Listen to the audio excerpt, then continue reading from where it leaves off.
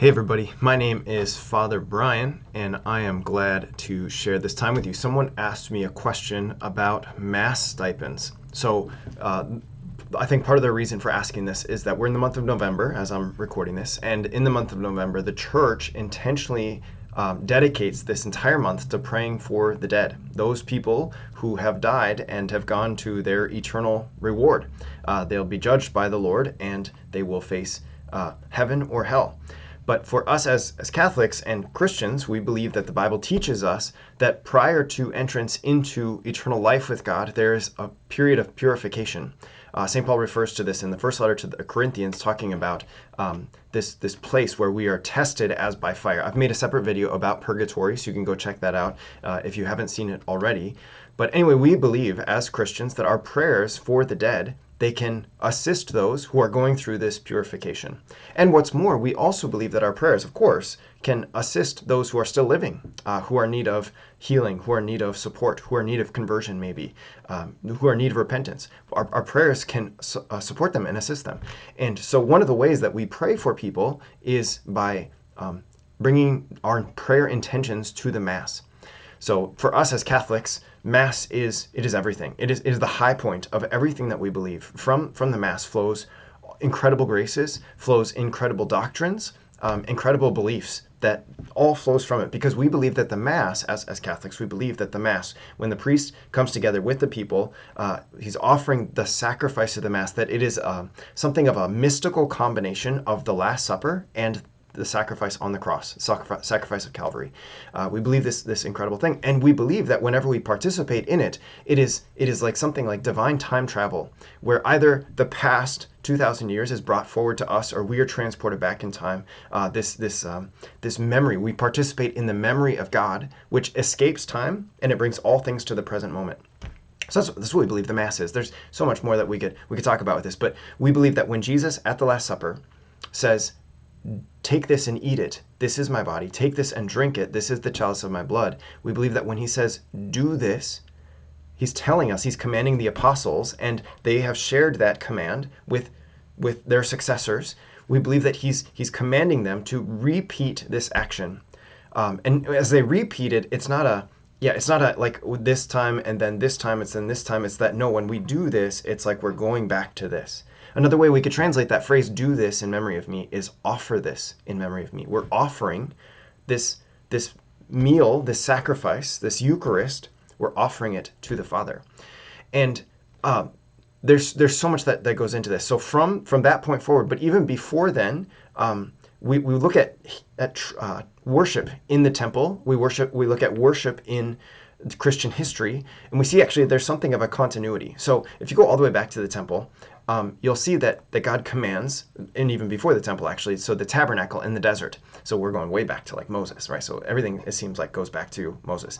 And you could actually even go back further, actually. I take that back. You could go back further than Moses to like Melchizedek. You could go back to Noah. You could go back to probably Adam. But so anyway, so what happens? When people want to show God what he's worth, they offer a sacrifice. When they want to worship him, they offer a sacrifice. That's the high point of our worship, is sacrificial worship. Noah does this. After the flood is over, he offers a sacrifice. We see this with David in the temple. We see this with Moses in the desert, in the tabernacle. We see this in all kinds of different places, that when people want to worship, they offer sacrifice. And with Moses, there's a particular thing that takes place. With Moses, there is something instituted by God, commanded by God, actually, regarding instructions with worship. That is, that God tells Moses, and therefore he tells the people, what it is that they are to offer. What are the sacrifices that they are to offer? And sometimes those sacrifices are animal sacrifices. And those animal sacrifices, we could say, are like ritualized self-offering. So that by offering this animal and sacrifice to God in his tabernacle, and then later on in his temple, I'm symbolically offering myself to God. But then there are also cereal or grain offerings. That is, like offerings of things that are not animals, but are like bread and wine. There's this thing called the bread of the presence in the Old Testament in the temple worship, which is a separate video altogether. So it's really cool connection, where they offer the bread of the presence of the face of God. And that's something that the priest would offer every Sabbath. And then on top of that, they would eat the bread of the presence on the Sabbath day as well. So this really cool thing where they would offer these cereal offerings to the Lord, additional offerings of sacrifice. So where would they get these sacrifices? Well, the people would have to bring them to the priest. So the priest would stand at like the entrance of the tabernacle or the entrance of the temple. So the temple priest, the Levitical priest, he would stand there, and the people would bring these gifts, the bread or the animals or whatever they are. They would bring them to the priest, and then the priest would turn around and he would go and offer the sacrifice on their behalf to God. This priest was like this mediator where he stood between the people and God, and he would offer sacrifice to God on behalf of the people and on his own behalf, for that matter. We talk about that with Yom Kippur and how the priest, like, he would go into the Holy of Holies and he would offer a sacrifice first for his own sins, and then after that a sacrifice for the sins of the people. So anyway, you had to have stuff for that. And so that's what happened. And then over time, what took place actually in the temple, so as I'm recording this coming weekend, there's going to be the gospel passage of the rich people coming and putting their offerings into the temple treasury, and then the widow comes and offers her a couple of coins to the temple treasury. So what happens over time is that the temple, of course, is always this place of sacrificial worship to God, but there were lots of sacrifices that needed to be offered. And so people would come, and within this treasury area, there are all kinds of different funnels or different like chests, I suppose, that people could put money into that would go toward purchasing animals that were going to be sacrificed in the temple. And there were, of course, their tithe, which was a money sacrifice, I suppose, where they didn't actually like burn up the money, but it was like, no, God gave me this money, and so I'm going to sacrifice this to him because I owe it to him.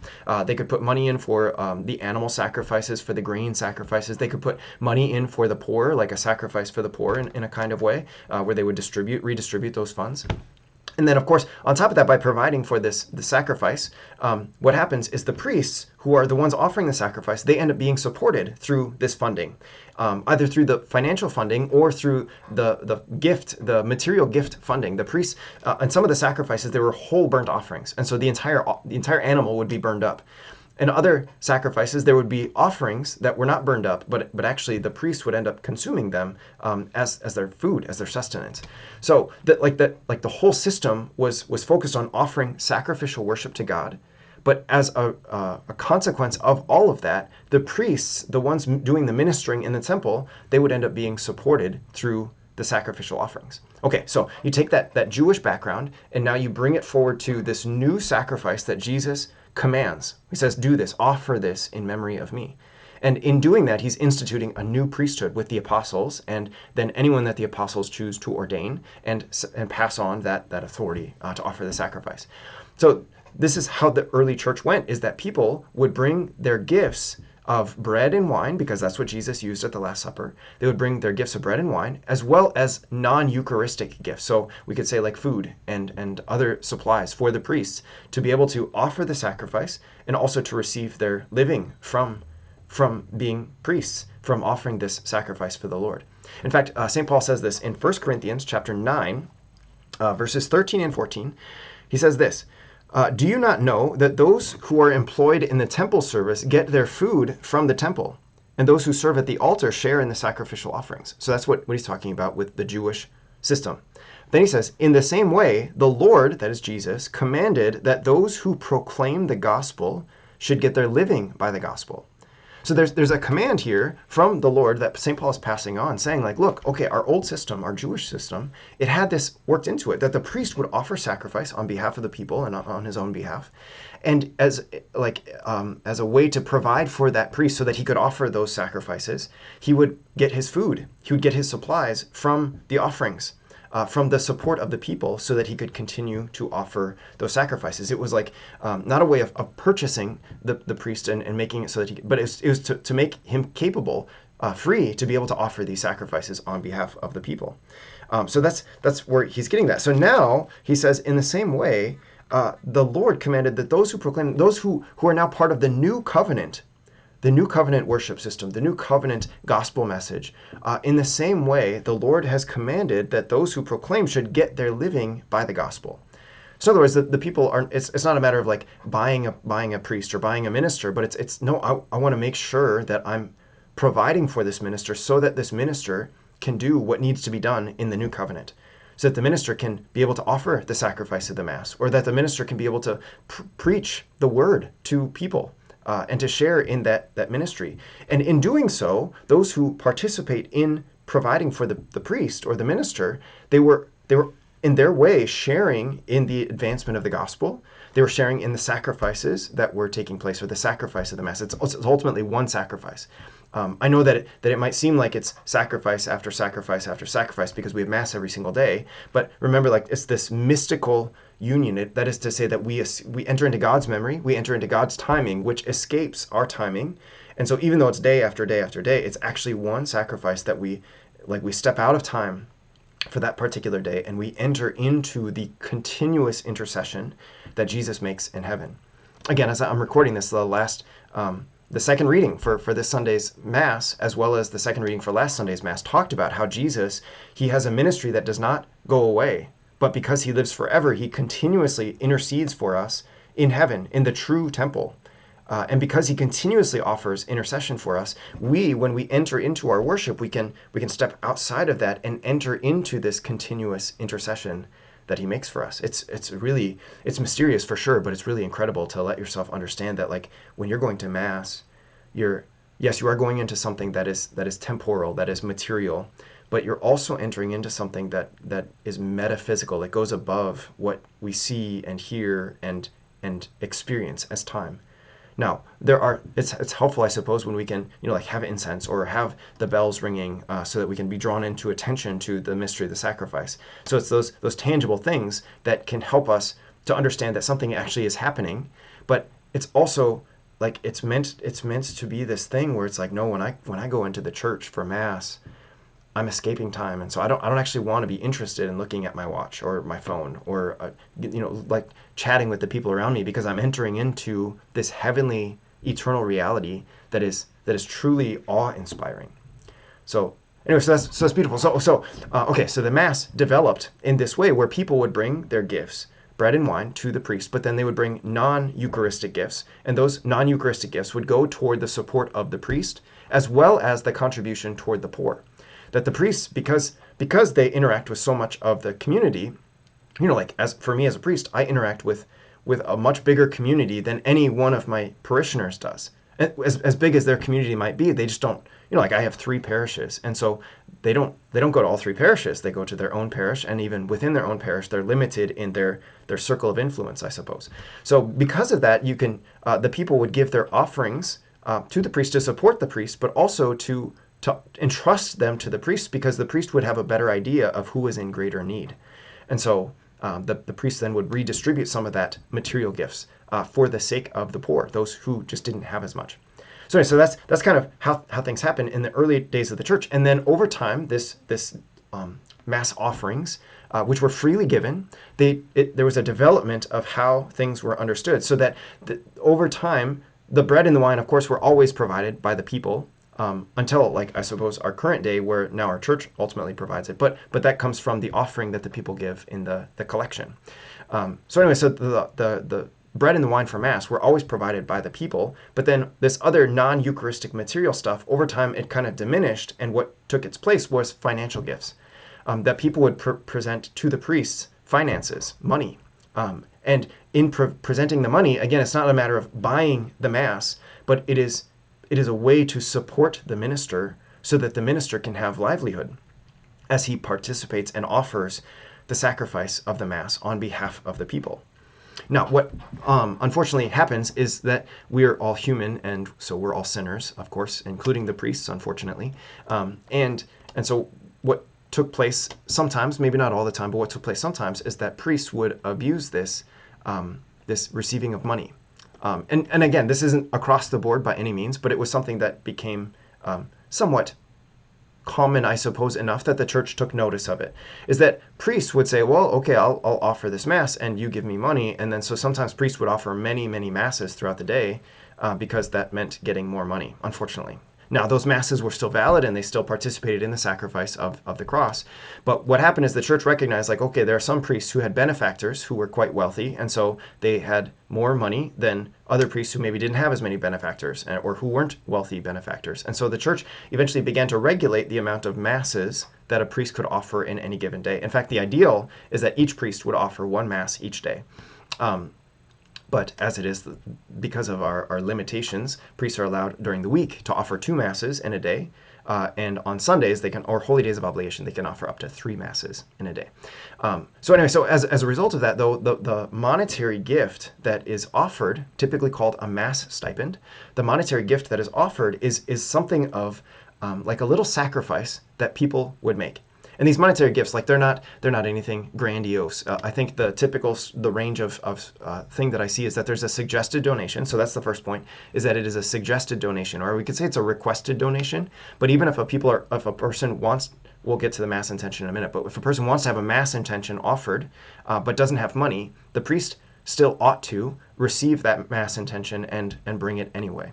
But if a person wants to say, like, okay, I want to be able to offer part of myself, I suppose, in sacrifice, in union with the sacrifice of the Mass, I'm going to therefore freely offer a gift of money.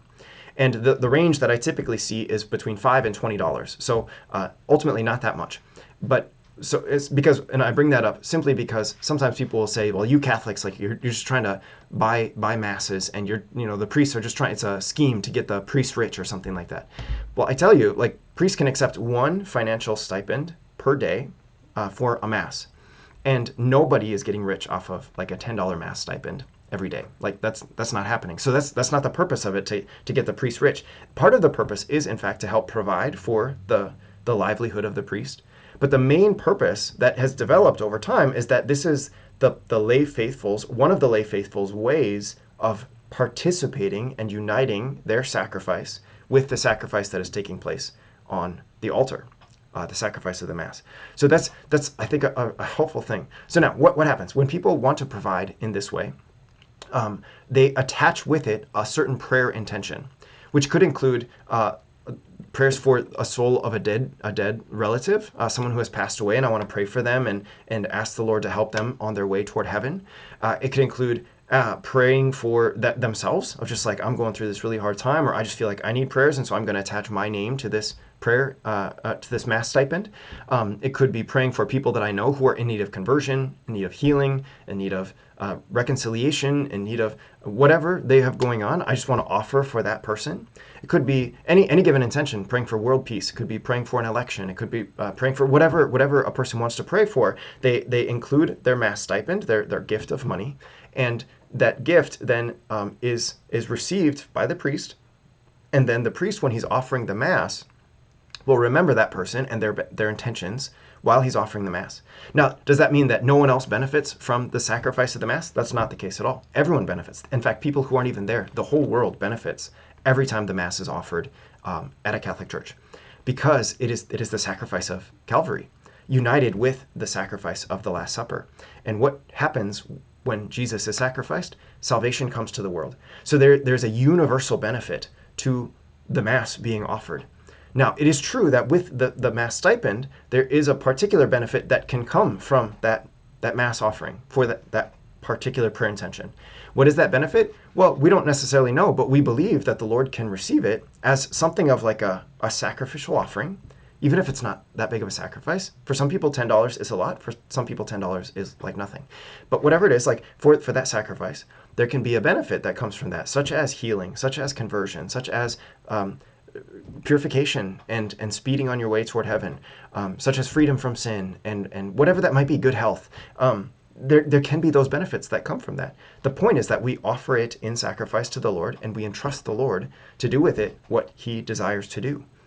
And so this is a very common thing that people will do. So, okay, so let's be clear. I would say there are four different ways we could look at the Mass stipends. The first one is what I was just talking about, that a person who desires a Mass to be said for a particular intention and wants to offer a little sacrifice participates in the sacrifice by providing for the stipend, the gift, which is somewhere between $5 and $20. People can provide more if they want to. They can provide less if they don't have the funding for it, and that's totally fine. But the typical range is between $5 and $20 of a little sacrifice added or attached onto the sacrifice of the Mass, freely given. The second way that we can look at it is that in doing this, the process itself, it is a way for the people and the priest together to share in the sacrifice, like a union of the priest is offering the gifts of the bread and the wine with the prayers and the ritual, and the people are offering, they're bringing the gifts and the bread and the wine to the priest, as well as they're offering themselves in this little way of sacrifice. So that whole process is a way for the people and the priest to share in the sacrifice of the cross. There are other ways that they can share in that, simply by bringing their own personal prayer intentions, simply by bringing the joys and the sorrows, they're working, all of that, bringing that and spiritually uniting it to the offering on the altar. So that's an additional way, but this is maybe a more particular way. So that's the second thing. The third one is kind of what we were talking about before, that by offering this stipend, the money that comes from it, it goes to the priest. And if not to the priest, it goes to the poor. So this is like the third and the fourth way, is that this is a person, it could be a person's way to help contribute to the material needs of the church, to the material needs of the minister, so that the minister can continue to have his livelihood while he shares in the work of the Lord. Now, something that is very true is that in today's world, diocesan priests, especially priests who are in your typical parish, they also make a salary. So it's not that the priest is so dependent on the mass stipends that he's not going to make it if there aren't mass stipends. So you don't have to feel that pressure. But it is still true that that money goes to the priest to spend as he wishes. Hopefully he desires with all of his money to use it in holy and righteous ways. But it's a way to help to provide for the material needs of the church and of the priest. And for that matter, it can also be a way, I've seen some parishes do this, where they say, Father, you make a salary, so we're actually going to take this mass stipend. The Father is willingly going to, freely going to take this mass stipend and put it into a separate fund that goes to help the poor.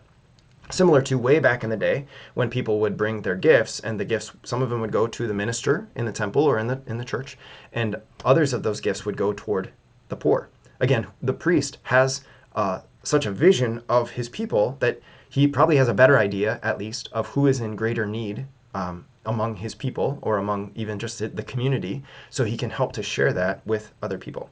Okay, so those four things. By offering a little sacrifice, by uniting that sacrifice with the sacrifice of the priest, by helping to provide for the needs of the minister, as well as helping to provide for the needs of the poor. A really big and important thing here is that it is a free gift. It's not forced. Like I mentioned, if a person wants to have a mass intention but they don't have the money, that's okay. The priest still ought to accept that mass intention, even though there's no financial sacrifice attached to it. And the sacrifice can still be efficacious, we say. It can still do what it's meant to do, because after all, it is the sacrifice of the cross, which does what it intends to do. So that's a really big thing. Okay, now what are the benefits of those who receive these intentions? So the Lord receives the sacrifice, he accepts it, and then he pours out benefits, pours out blessings. What are these blessings? Well, in some ways, we don't fully know. Like that's the whole thing, is we entrust it to the Lord for him to do whatever he wants to do. But in other ways, we can just look at like the basics of like what comes from the sacrifice of the cross. What comes from the sacrifice of the Mass? The salvation of the world. Grace upon grace upon grace upon grace. And all of those graces can be poured out upon a person, upon a soul, upon difficulties, upon a situation, upon a nation. All of those graces can be poured out, and they can actually have an effect.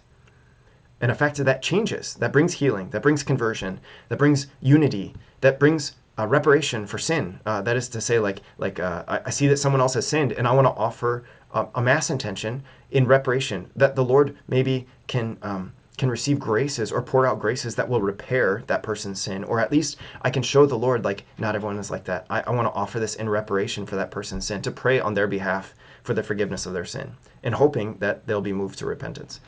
So all those benefits, all those graces, like this is the thing. Like I said at the very beginning, the Mass is like everything. It is everything for us.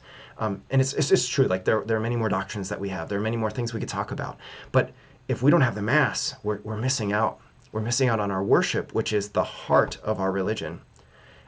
So when we have the Mass, we have everything that we need. The Holy Eucharist, which is poured or offered in sacrifice, and which comes from heaven in response, is grace upon grace upon grace poured out from heaven by the power of the Holy Spirit from the Father. Oh goodness, that's a gift. So I hope this was helpful for you. So anyway, so if you're interested in having mass intentions offered, you can go to your local parish and just ask them. Every local parish will have a book probably or a calendar that they keep that keeps track of their mass stipends, their mass intentions, and they'll get you added to the calendar. Some parishes are like months in advance. Unfortunately, it's not really unfortunate, but that's the reality. Is I'll get people. So you might, if your parish is loaded up with them for months and you'd rather not wait, you can maybe contact a smaller parish where they maybe don't have as many mass intentions. I get that all the time. People will send me mass intentions because their parish is 4, 5, 6 months ahead, and mine is just maybe 1 or 2 months ahead. So you might find a small parish nearby and offer or ask the priest there or ask the secretary at their office there for help with that. And then a lot of times the mass intentions are printed in the bulletin. So you can look in the bulletin, the church bulletin, and see like who the mass is or what the mass is being offered for in the coming week. So anyways, you might be interested in that. Anyway, either way, I hope this was helpful for you. I also hope that the main thing I wanted to get across here is that the mass is a sacrifice. And so when we come to mass, we're offering a sacrifice that is like mystically escaping time. And in that mystical escape of time, that mystical union with the cross and with the Last Supper, we can pray for people. And our prayers, our offerings, can be beneficial for ourselves, for those people, for the entire world. Beautiful. If you have other questions, other things you'd like me to talk about and address and try to teach, or if you have further questions about this, by all means leave them in the comments, and I'll be happy to look at them and to try to help. I just love explaining and sharing about the Catholic faith. It's my favorite thing, obviously. So I just love it, and I'm happy to help when I'm able to. God bless you.